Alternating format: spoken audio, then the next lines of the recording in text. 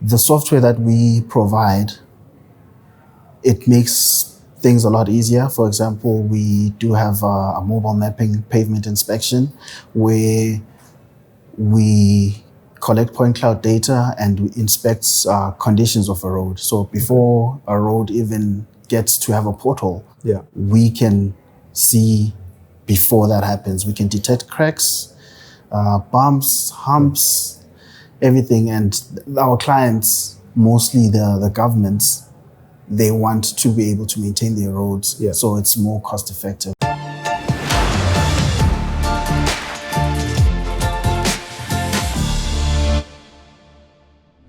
Good day. Welcome to another podcast of Discover Talent at Vico.net. Today I am with Bonginkosi Mlilo. Welcome. Thank you. And how are you? I'm feeling very good. Very happy to be here. No, excellent. When I was preparing for our conversation, I couldn't help but notice that you are involved in two worlds, right? You're a civil engineer by background, but also a software quality assurance engineer. And we'll get into that. What does a software quality assurance engineer mean? Sounds like a mouthful. A software quality assurance engineer is the bridge between the software developers and the clients for the most part. Okay. What we do is we are basically clients. The way clients use the software, we have to know the different workflows, different clients, and we have to communicate what the client wants with the developers. So the developers who develop the features know what exactly the client wants, and we make sure that the software is ready to be used by clients. Okay. And in this case, who would be clients? Will it be fellow engineers, technical people? Or a client could be somebody like me? Most of our clients, our users, are companies and firms, and some ordinary clients. So we cover all bases for small businesses and the governments as well. They do use some of the software that we create. Yeah. And if I had to say to you, here is an aspiring matriculant who wishes to pursue such a career, in a minute or two, a day in the life of Bonginkosi as a software quality assurance engineer, what does that look like? It looks like there are a lot of meetings where I'm held accountable for everything that I do. If I'm assigned to, there are features that I am in charge of making sure that they are out on time, that the feature is working the way it should. So it is my responsibility. I have the final say before anything is released. So there's a lot of accountability. My day starts off with making sure that I test software, to document any defects on the software. I speak to different clients, see if there are any features that they would like to introduce to the system, and it's very you work as a team. It needs somebody who can work together with people as a team. And do you need to be a civil engineer to be able to progress into such a role, or you could go straight into it? How do the two meet each other? Well, initially when I joined in, once I got my master's in civil engineering, I got a call from the company. They wanted an engineer to look at the software, just one feature, to look at the feature before they release it. They need somebody with a civil engineering background to do that. So it'll always be, you need a background so you can understand the software. Yes. So it's basically just bridging two worlds. Yeah. You need an engineer, and you need somebody who can also do coding as well. Okay. So ideally, your foundation is the engineering piece. Yeah. And then it's far easier to just do the building blocks around software coding and all of that. Yeah, software coding is easier to learn than engineering. So if you can have a very good engineering foundation, you can always do anything, I believe. Yeah. Okay. You're going to start a fight. Are you saying software code is easier than, than engineering? We'll leave that for another day.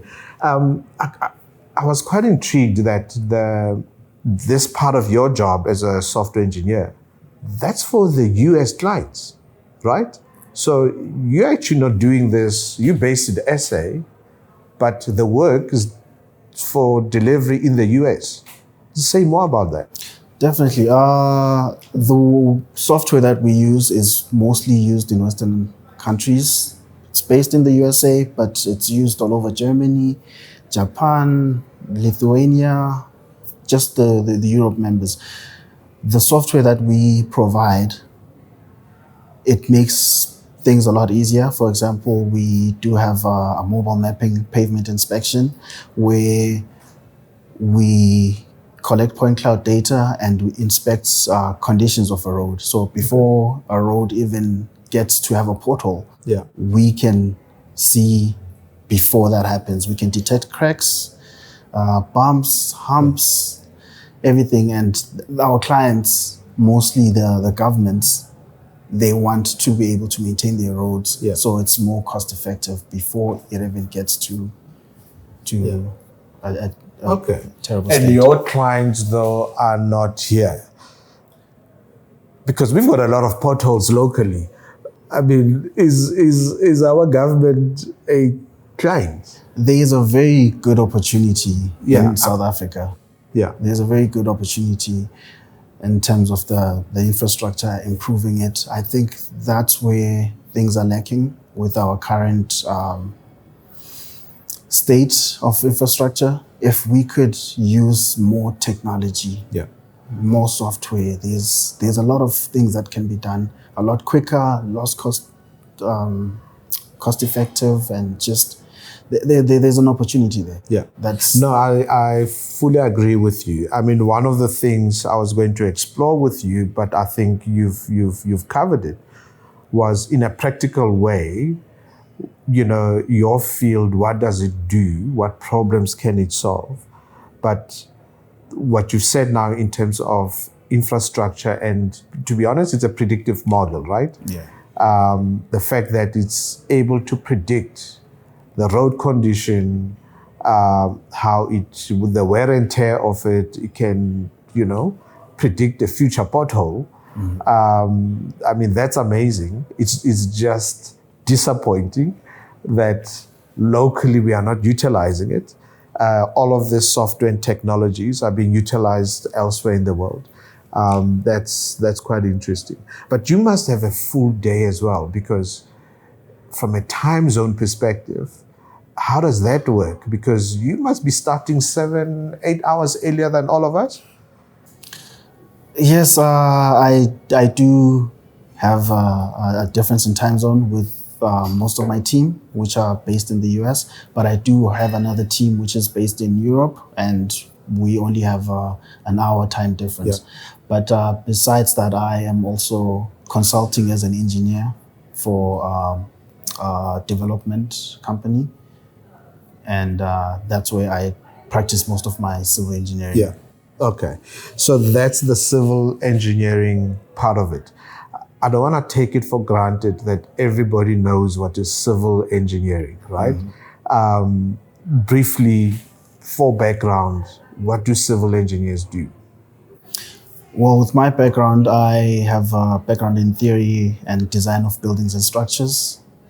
What I do is to make sure that the structural integrity is always kept. So for instance, if I'm making a foundation, I have to follow all the rules and make sure that the steel, the type of steel, the quality of the concrete will sustain the building for the amount of time that it is required to be standing.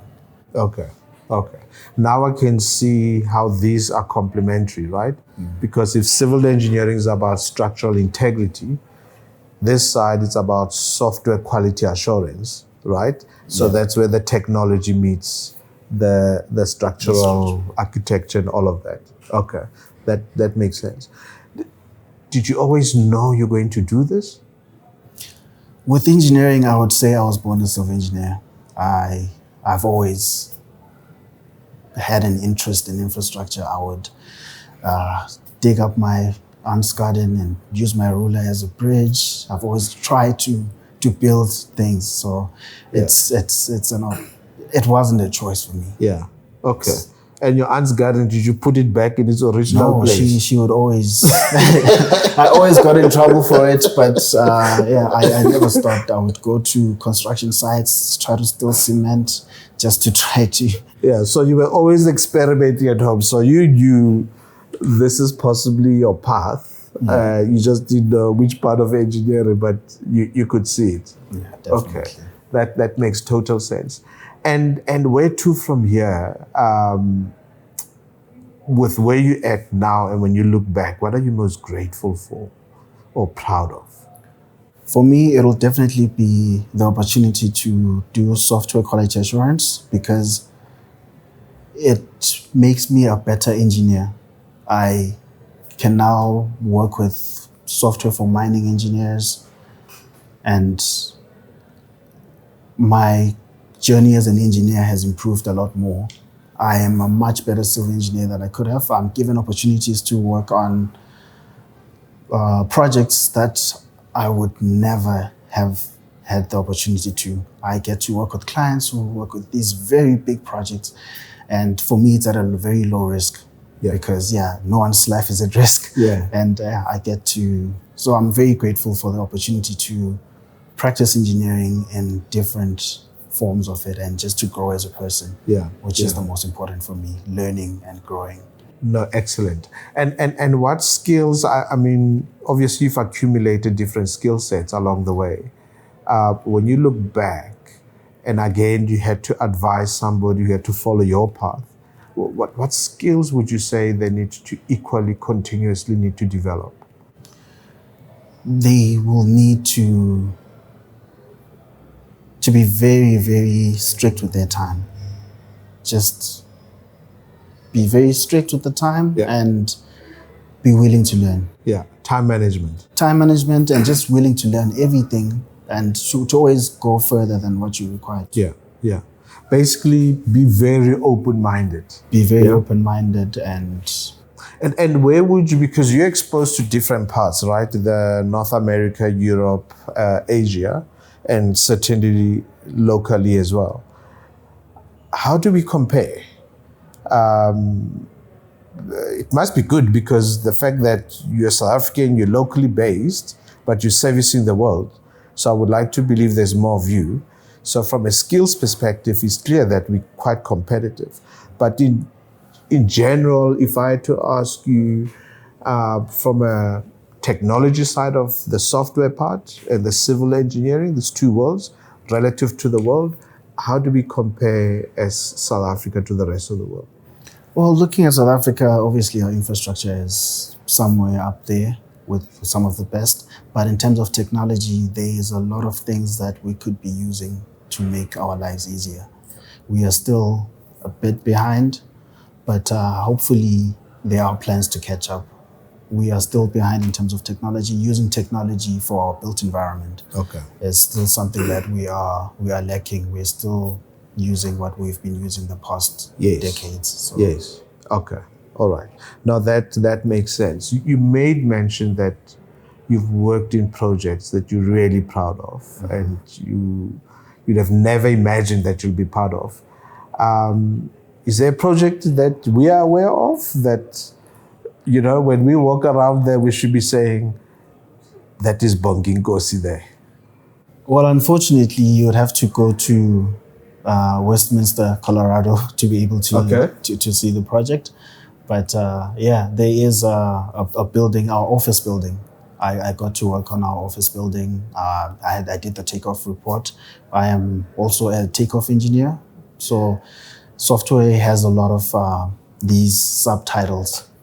The takeoff engineer basically does the over excavations and just does the surfacing of different layers of soil for the geotechnical engineer to be able to do to create. So it's a lot. It's a lot. I could go on forever if I were to get started. Yeah. Okay. And is it a myth that civil engineers tend not to visit sites they have built? Is it a thing or is it just a myth? There is truth to it. There is truth to it. There is something that we're running away from. We don't want to be exposed to our own mistakes. Yeah. Yeah, it'll give us sleepless nights Yeah. if we were to keep on seeing what we did wrong. Yeah. So you guys are like perfectionists. So when you go back to your finished project or product, you always kind of like finding fault in it, to say, if only I could have. That's the problem with being an engineer. You always find solutions to problems. Yeah. Even if the problems are not there, you'll find them. You'll find Yeah. problems and you'll try to find solutions to it. And with the building, with a finished project, it's not advisable to keep going back and Yeah. Yeah. Okay. So what's next? What's in the horizon the next few years for you? For me, hopefully, what I have planned is to grow as an engineer, and as I'm saying, I'm growing a lot with my current role as a software quality assurance engineer. I'm learning a lot more. I'm talking to different types of engineers. So I would like to be a complete engineer, and I'll keep growing at the current rate I am, and hopefully I would like to appeal to whoever has the power to be able to use our software with our infrastructure. Yeah. It could make a very big difference, and I'm availing myself to be able to be that bridge between the two worlds. No, excellent. I'll tell you what, in our eyes, you're already a complete engineer. Ladies and gentlemen, Bonginkosi Mlilo. He is a civil engineer, but also a software quality assurance engineer. And yeah, he's impacting the world, literally. Thank you for joining us. Thank you very much. Thank you.